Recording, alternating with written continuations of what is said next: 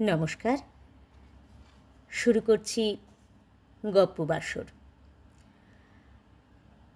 আজকের গল্প বোবা আরতি।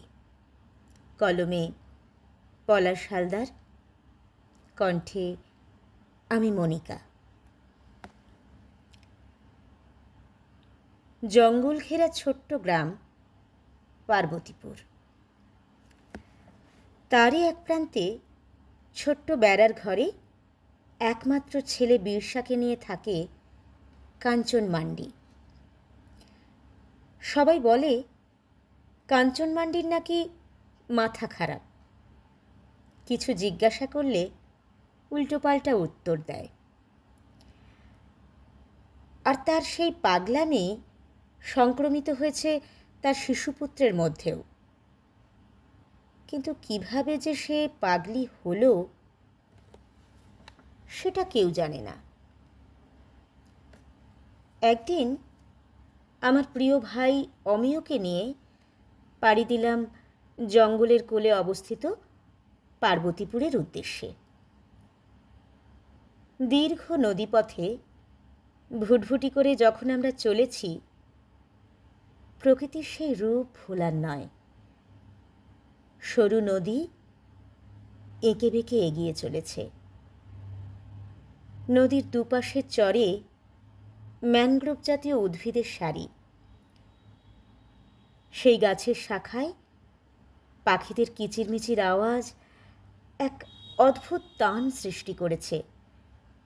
সেই সাথে নৌকার মাঝির গলা ছেড়ে গাওয়া স্বতঃস্ফূর্ত ভাটিয়ালি গান পরিবেশটিকে বড় মোহময় করে তুলেছে। যেন মনে হচ্ছিল কলকাতার কোনো এক সিনেমা হলে বসে হারানো দিনের কোনো চলচ্চিত্রের মনোরম দৃশ্য দেখছি। মাঝি ভাই হঠাৎ জিজ্ঞাসা করল, বাবু, আপনারা কলকাতা থেকে আসছেন? কোথায় যাবেন? আমি বললাম, পার্বতীপুর। পার্বতীপুর? তা বাবু, সে তো অনেক দূর। নৌকা থেকে নেমে প্রায় 2 ঘন্টা ভ্যান রিক্সায় যেতে হবে। তা আপনাদের যেতে যেতে প্রায় সন্ধে হয়ে যাবে বাবু। আমি বললাম, আমাদের কোনো ভয় নেই। পার্বতীপুরে আমাদের এক পরিচিত ব্যক্তি থাকেন। তিনি খেয়াঘাটে অপেক্ষা করছেন। তার সাথেই যাব। ও, তাইলে ঠিক আছে। তা আপনারা কবে ফিরবেন বাবু? এসেই যখন পড়েছি, ইচ্ছা আছে 2 দিন থাকব। আপনাদের নদীমাতৃক বাংলার রূপটাকে একটু দেখি, তারপরে ফেরার কথা ভাবব। তা বেশ বেশ, এসেই যখন পড়েছেন একটু ঘুরেই দেখুন, না হলে পার্বতীপুরকে ঠিক মতন চিনতে পারবেন না। নৌকা থেকে নেমে দেখি আমাদের বন্ধু তাপস এগিয়ে এলো। কুশল বিনিময়ের পর ভ্যান রিক্সায় উঠে আমরা যাত্রা শুরু করলাম তাপসের বাড়ির উদ্দেশ্যে। শীতের বিকেল, সূর্য পশ্চিমে ঢলে পড়েছে,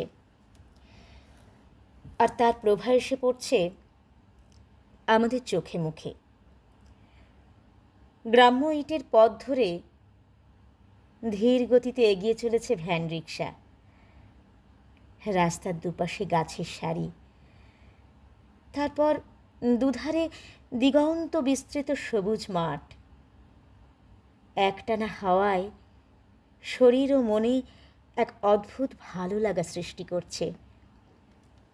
যেন মনে হচ্ছিল, এই পথ যদি না শেষ হয় তবে কেমন হতো।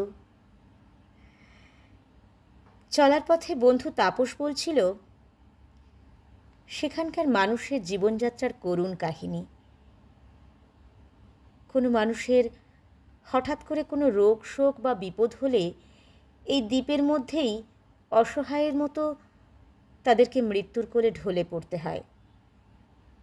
খুব তাড়াতাড়ি ডাক্তারের কাছে বা কলকাতায় নিয়ে আসা তাদের পক্ষে সম্ভব হয় না। বিজ্ঞান অনেক উন্নত হয়েছে, দেশ ও রাজ্যে অনেক সরকারের পরিবর্তন হয়েছে, কিন্তু না, তারা সেই উন্নয়নের ধারা থেকে যেমন বঞ্চিত ছিল তেমনই আছে। কোনো কোনো আধার কখনোই দূর হবার নয়। তাপস চাকরি সূত্রে বাইরে থাকে, তবে ছুটি পেলেই সব কোলাহল ভুলে সে চলে আসে তার এই জন্মভিটে। প্রকৃতির মুক্ত হাওয়ায় নিজেকে সতেজ করে নিয়ে আবার ফিরে যায় কর্মস্থলে।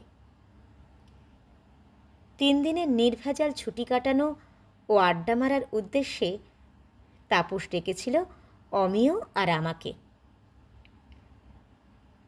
রাস্তায় তেমন কোনো গাড়ি নেই, মানুষজনও নেই বললেই চলে। মাঝে মাঝে 2-1টা ভ্যান রিক্সা চোখে পড়ল বটে। অমিয় কথা প্রসঙ্গে তাপসকে জিজ্ঞাসা করল, আচ্ছা তাপস, তুমি যে সেই কাঞ্চন মান্ডির কথা বলেছিলে? তাপস বলল, হ্যাঁ, ওর বাড়ি পার্বতীপুরের একেবারে শেষ প্রান্তে, বলতে পারো একদম জঙ্গলের মুখে। আর আমাদের বাড়ি পার্বতীপুরের একদম শুরুতে। আমি যখনই বাড়িতে আসি ওকে একবার করে দেখে যাই। সবাই ওকে পাগলি বললেও আমার মন সেটা মানতে নারাজ। কেন জানি না, আমার মনে হয়েছে ওর জীবনে কোনো করুণ ট্র্যাজেডি আছে, যেটা হয়তো আমি বা আমরা কেউ জানি না। কথা বলতে বলতে তাপস কেমন আবেগতাড়িত হয়ে পড়ল। তার মনের এই নরম দিকটার কথা আমাদের জানা ছিল না। তার কাঁধে হাত রেখে বললাম, চলো আজ তাহলে ওই কাঞ্চন মান্ডির বাড়িতেই ঘুরে আসি। তাপস বললে, না না না না না আর্যদা, আজ হবে না। আমাদের বাড়ি পৌঁছতে পৌঁছতে প্রায় সন্ধে হয়ে যাবে। সন্ধ্যার পর এক অপরিচিত মহিলার বাড়ি যাওয়া খুব একটা শোভনীয় নয়, বিশেষত এলাকাটা যখন প্রত্যন্ত গ্রাম। সবাই অনেক কিছু ভাবতে পারে।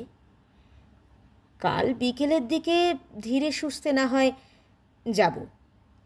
আজ গিয়ে তোমরা একটু বিশ্রাম করো।